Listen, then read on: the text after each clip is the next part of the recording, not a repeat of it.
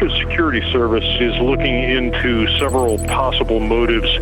So on that day, it was Friday, the weather was very bad. We took a taxi. In this car, there was a radio. They normally have news every 30 minutes.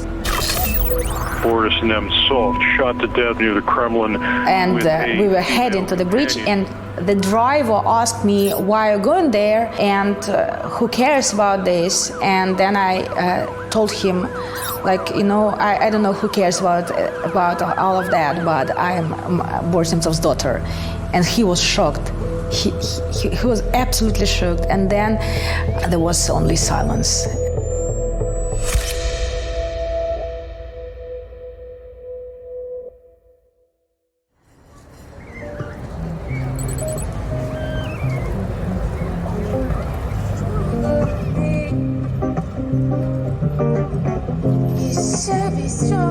As a kid, I was extremely lazy. I had zero ambitions, and I loved to ride a bicycle. So I didn't have any objectives, any goals. I just wanted to enjoy my life, which I did. And my parents were not strict, and they wanted me to be absolutely independent at a very early age, also in terms of my preferences.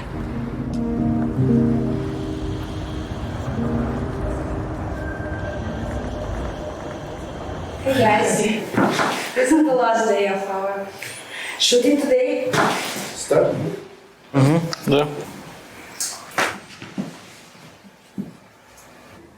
I couldn't have imagined that this would be happening to me. Absolutely no. I didn't have any ambition to become a public figure, a social activist, or whatever, and that I would have this life. No, impossible. A good novel has a very good dramatic structure. You have a character, this individual is going through some circumstances in one's life. It's like an evolution of a person, and the same applies to real life. In my case, the major turning point was my father's assassination in 2015. Nemtsov was killed for being one of the most prominent and adamant opponents of President Vladimir Putin. As Deputy Prime Minister, this was a man who was deeply committed to a better relationship with the world. He stood for the rule of law. He stood for freedom of speech. He stood, in a word, for liberty.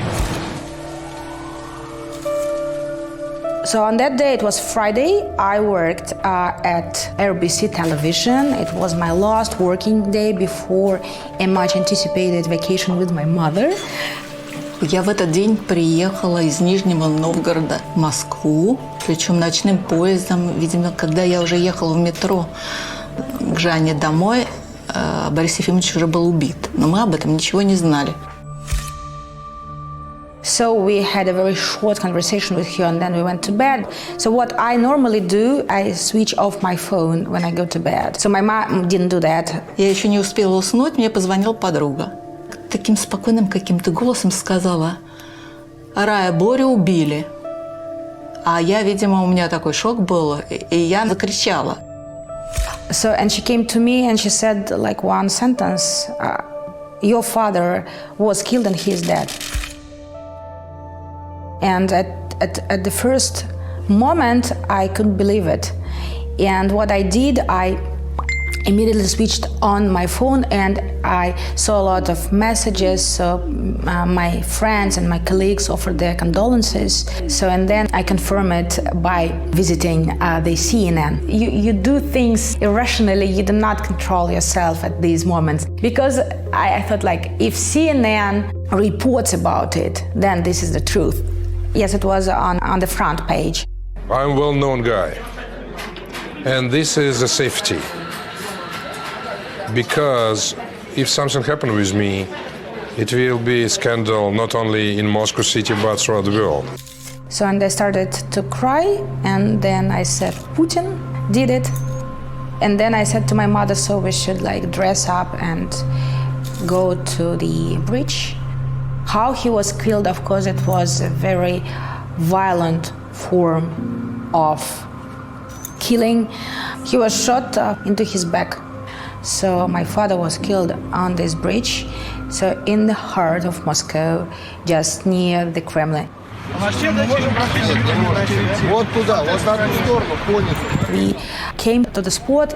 I think that the police officers asked for our passports, and they allowed us to go to this restricted area, and I think they took this body, yes, to the morgue. На дороге не надо стоять, уважаемые, будьте добры.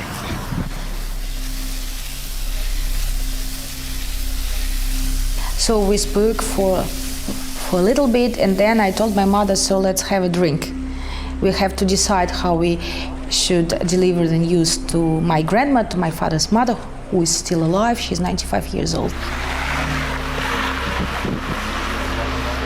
Жанна дозвонилась до брата. Он принял решение идти ночевать к ней, потихоньку зайти, у него были ключи, и просто утром уже вместе с сестрой Бориса Ефимовича это пересказать события, и еще они вызвали на всякий случай скорую помощь. Она вышла, по-моему, стоически к скорой помощи и сказала, что можете ехать, все в порядке. And she said, we have to pack and to go to Moscow right now. I was impressed that she decided to attend the memorial march in Moscow.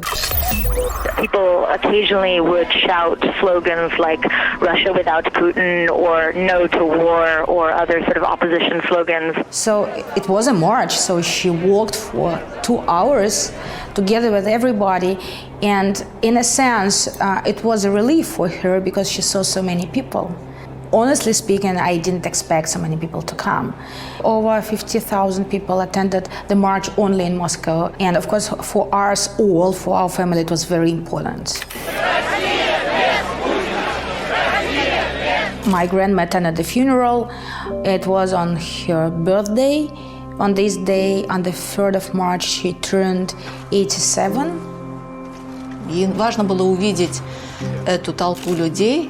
Да, очень многие машины сигналили, когда мы ехали. Типа прощальные такие. After dinner, I decided to go to the bridge to lay flowers together with my mom. There was a mountain of flowers. A mountain of flowers, literally. At that point, I could not control my emotions, and I just fell in the flowers and started to cry. And then I saw a police car passing. And then I ran to this police car, but I didn't do anything else because I was just outraged with this fact that they are trying to control here everything and they are looking at people. That's what I said. Yeah, I am not afraid of you. Всегда была какая-то стена, какая-то опора в случае какой-то беды или несчастья, к кому можно было бы обратиться. Вот. Этой опоры уже нет. Для Жанны, я не знаю, для Жанны это трагедия.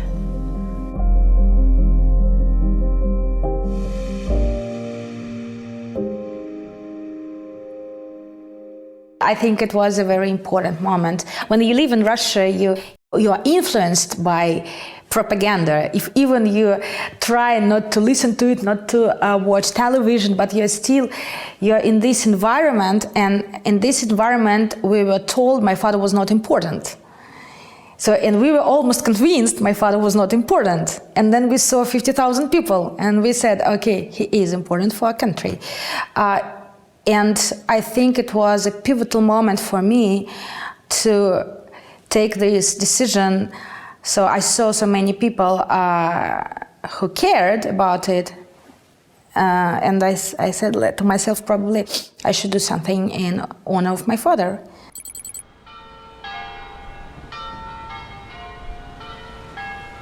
After the funeral, we decided to go to Desensano. Actually, I do not remember how I spent these 2 weeks. In order to understand, and you cannot grieve with 1 million people. You need to be left alone, and you realize those things with time. Time, of course, is something that heals all the wounds. I got a lot of media requests during my first televised interview with the BBC. I said, I think that Putin is politically responsible for my father's murder. Can I ask you very specifically, do you think President Putin ordered your father to be killed? He was a critic of Putin. He fought with Putin, with nobody else. Therefore, it's Putin that you blame for his death? Politically, yes.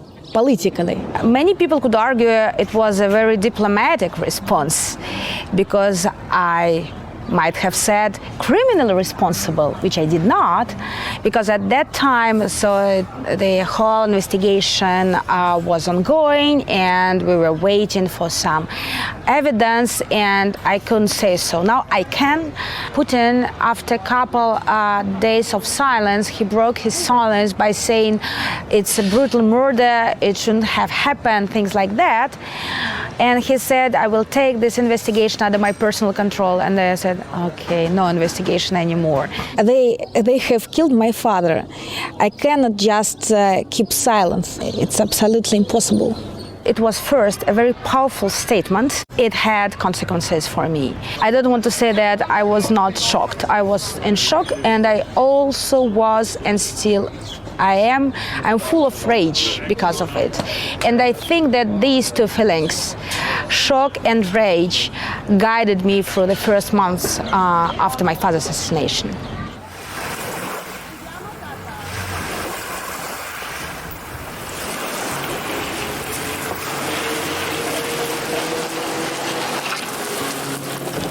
So just generally speaking, if you decide to talk, you should talk.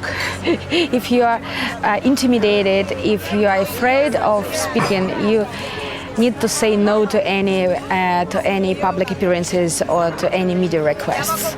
So I was not afraid, obviously. Margarita, everybody knows her as Margie. She's the director of the beach. I speak in Italy. So when I told her my story, I sent her a couple of links because I was interviewed also by the Italian media. She somehow sympathized with all my personal story. I have her full support. She is a very politicized person, which is not very common in Italy. And now when I happen to be here, I spend a couple of days, I always go and meet her, and yeah, we're really very good friends. Zhanna is perfect woman, the big woman.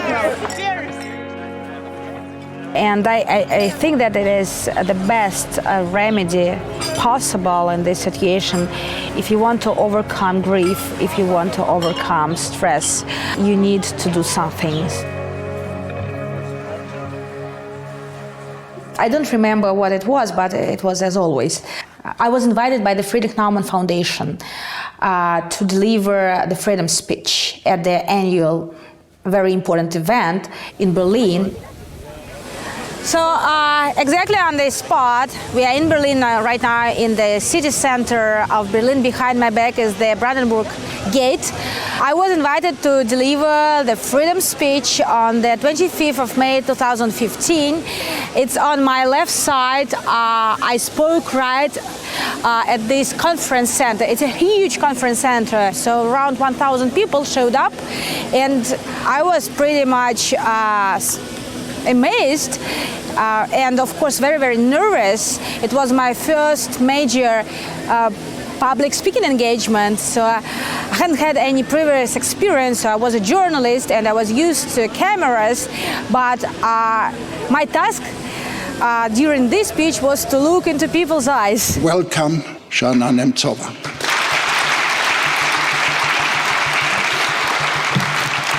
Good evening, thank you for coming. It's a large audience and we didn't expect. My speech was titled Propaganda Kills. After the speech, we had a Q&A session moderated by Count Lambsdorff, who now serves as the ambassador of Germany to Russia. Well, yes, my life, actually my new life, began here on this spot. On this day, I learned that Vladimir Kara-Murza, a Russian liberal opposition politician, had been poisoned in Russia. And for me, it was the last straw. And I said, to my mother, I think I don't want to take these risks anymore. I will not be able to work and to speak my mind at the same time. So, and I want freedom of thought and freedom of speech for myself. And I don't want to live and to always think about my safety. And that's why I said, so I think I will stay here in Germany. And I said it to Julius, to Baron Julius von Freydeck-Lorenhofen, and to Graf Lambsdorff, Count Lambsdorff. We had dinner together after the event. And they said, not a bad decision, we can help you, which they did. They helped me. Hi. Good to see you. Good seeing you. Let's go. Let's go outside. Do you like the location? Very nice. Because they know you.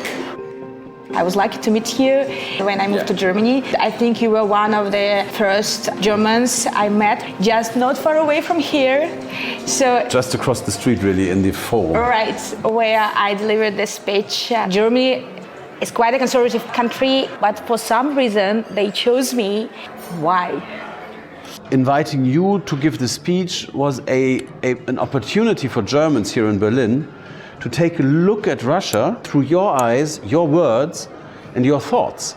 The fact that, of course, knowing the story of your family and what happened to your father, there was a great deal of support for, providing you with an opportunity to make a living here and to settle here. I hope you were given a good welcome in Germany. I can assure you, yes. I'm happy to hear that. And you've had the opportunity to live in my hometown, which is a coincidence. For 5 years, for guys. For 5 years in Bonn. Come visit Bonn. Yeah.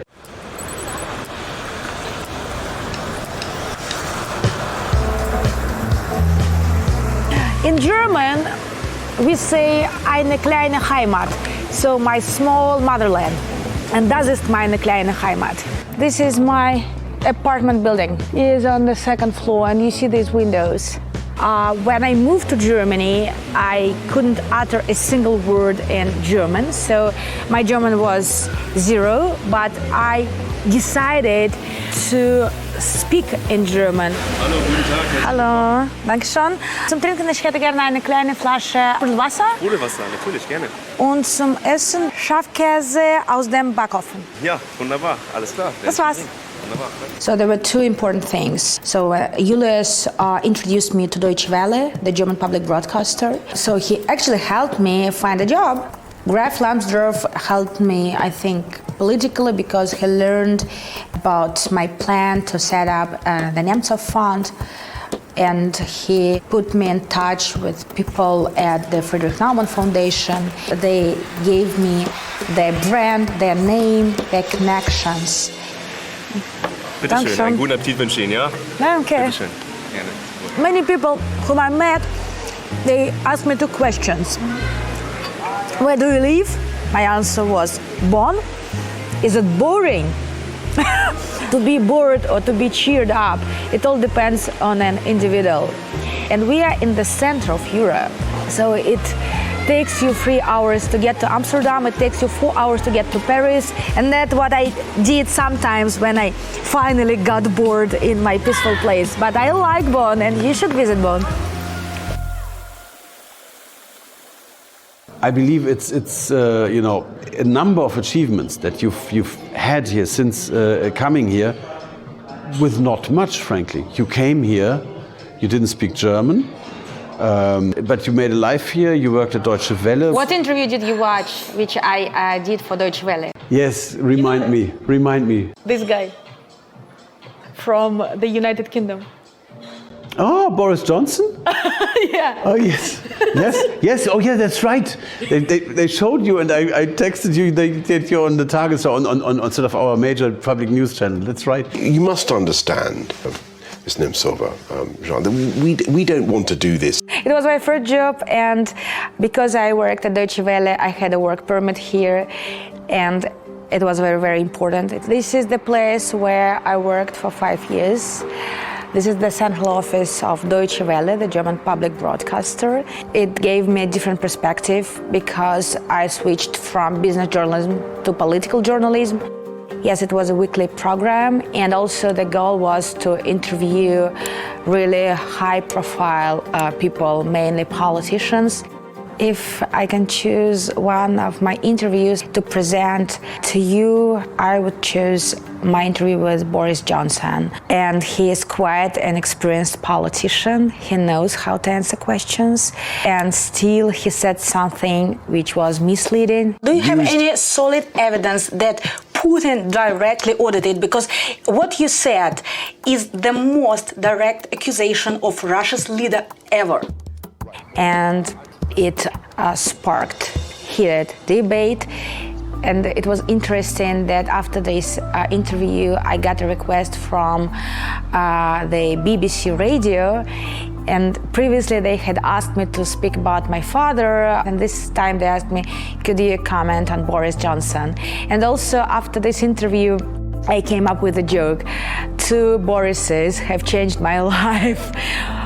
One is Boris Nemtsov, another is Boris Johnson. Mr. Johnson, thank you very much. Thank you. My last question would be about me. So you said you described me as a very insecure person about my future.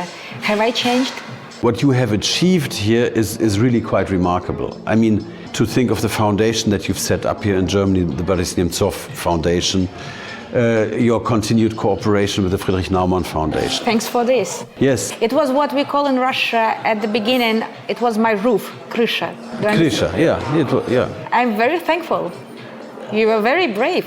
But as I said, this is something that I believe is important, that we should do that. So it's not, that you were just taking, you were also giving back. And I think that's marvelous. Thank you. You're welcome. So the main problem is with, I think Patrick knows all my stories. This is my educated guess, because I'm always speaking. Yes. He's not a teacher at all, he is just a British actor. Just a British actor. I think that when Patrick is here, I speak better than without Patrick, because I concentrate more. So and the objective was to improve my pronunciation. This is the story, guys. I worked with Crooked Media. Another Russia. We produced this podcast with Ben Rhodes. Ben Rhodes used to work with Barack Obama.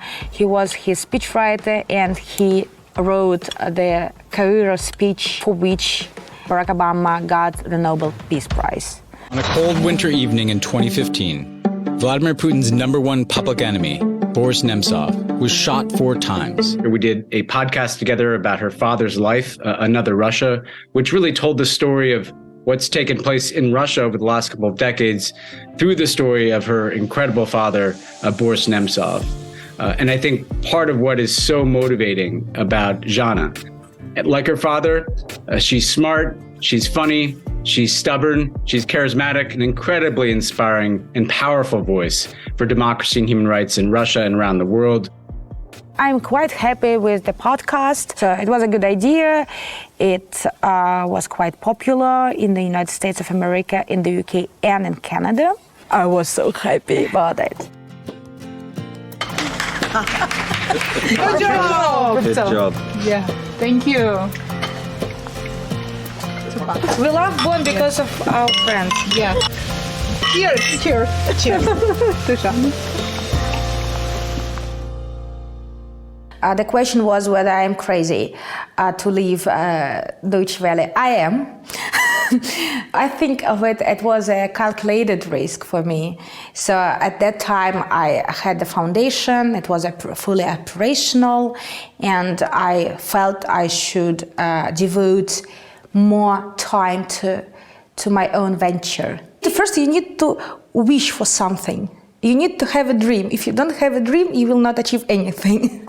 I was obsessed. I was literally obsessed with those ideas. I wanted it so much. I wanted it badly to produce a podcast in English. I wanted it badly to create a foundation. And these were my dreams. I follow my dreams. That's it.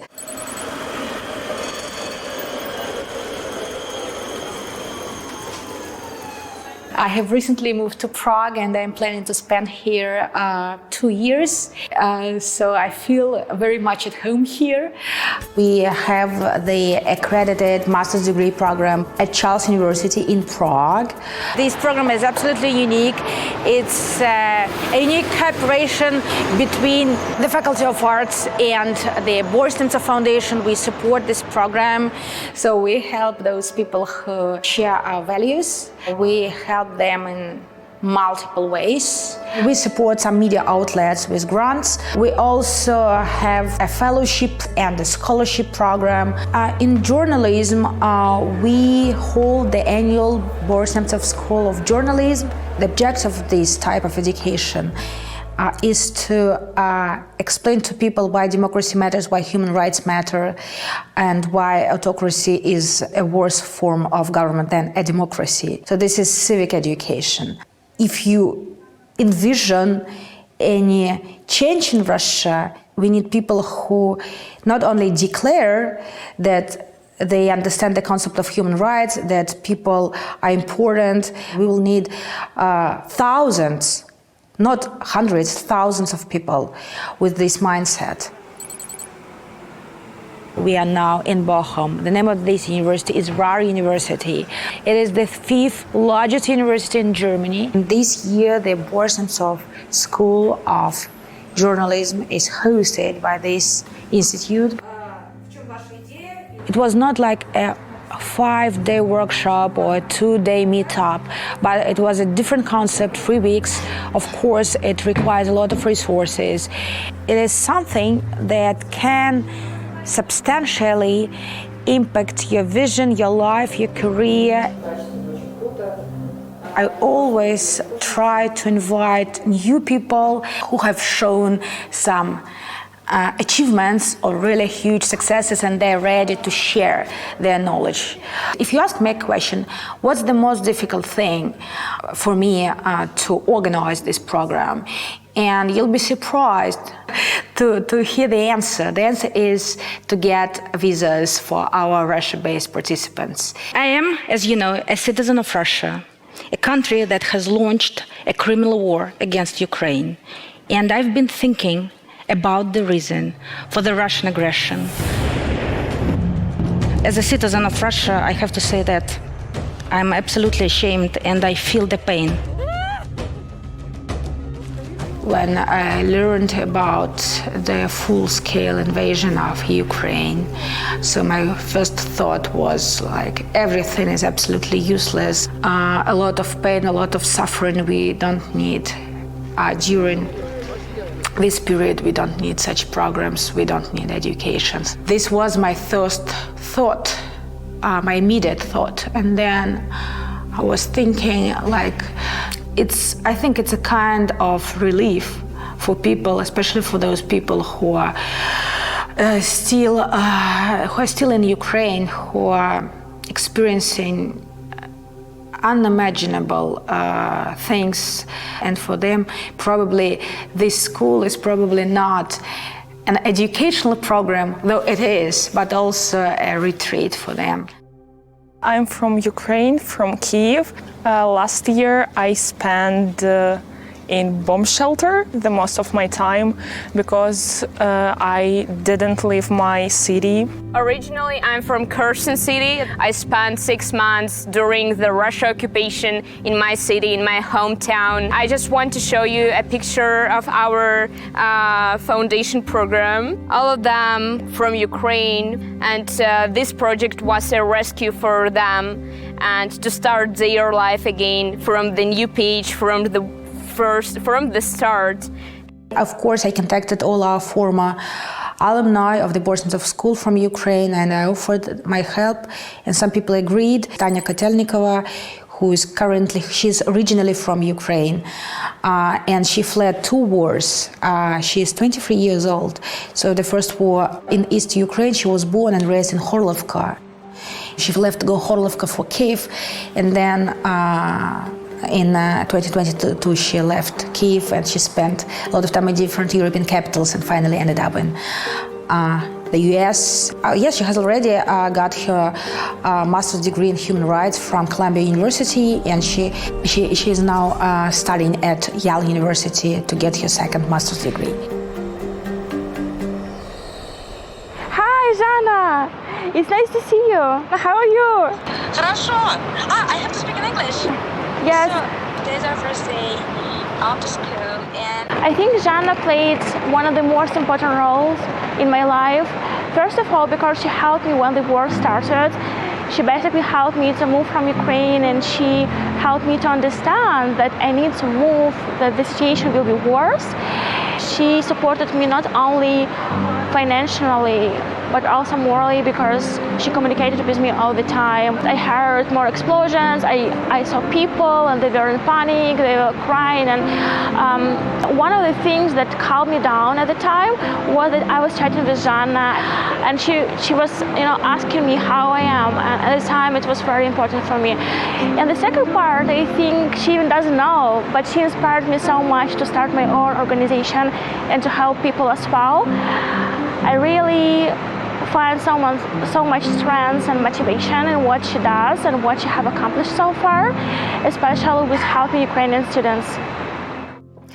Так, начинаем. Василий Крестьянинов. Надо хлопать и фотографировать.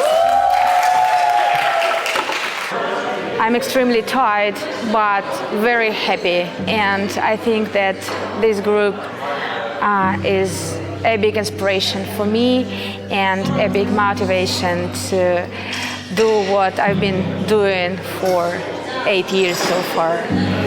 I'm very much impressed with their commitment, with their courage, and with the fact that some of them will go back to Russia. It might be regarded as me being boastful of my achievements, but the Nemtsova Foundation and I will help some people fulfill their dreams.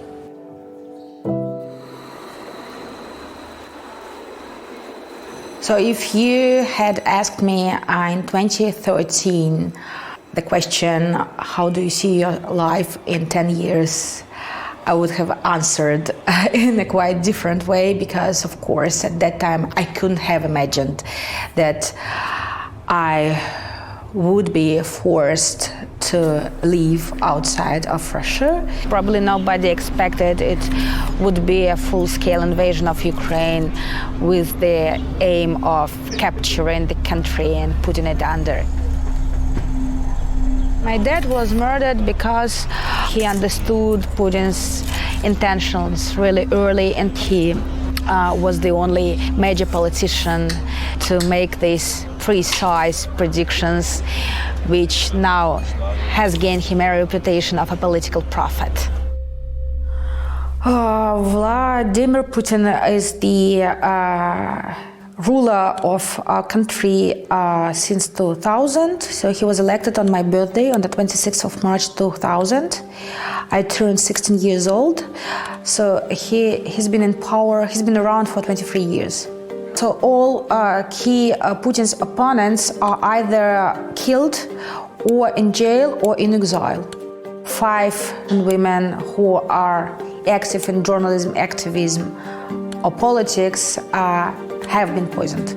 Yes, it's getting more dangerous right now, even for Russians who are not in Russia, which is a very disturbing sign. But I think at this point I cannot choose. I don't want to be killed. I love my life. I want to stay healthy. But I know that it can happen and I can do nothing about it. So a few words in English. I'm very honored to be here tonight and to present my book. I know why I'm doing it, because I was forced to do that. Not forced, it was my choice, but of course because of my father's assassination. My life is my work. Basically, I always set a new goal and I'm trying to achieve it. So this is my life. I love challenges. I love to work under pressure. I love to solve problems. I think it's a very interesting life.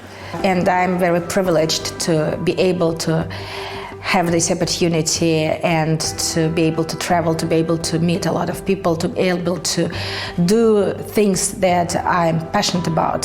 So it's a privilege. It's not easy, but it's a privilege.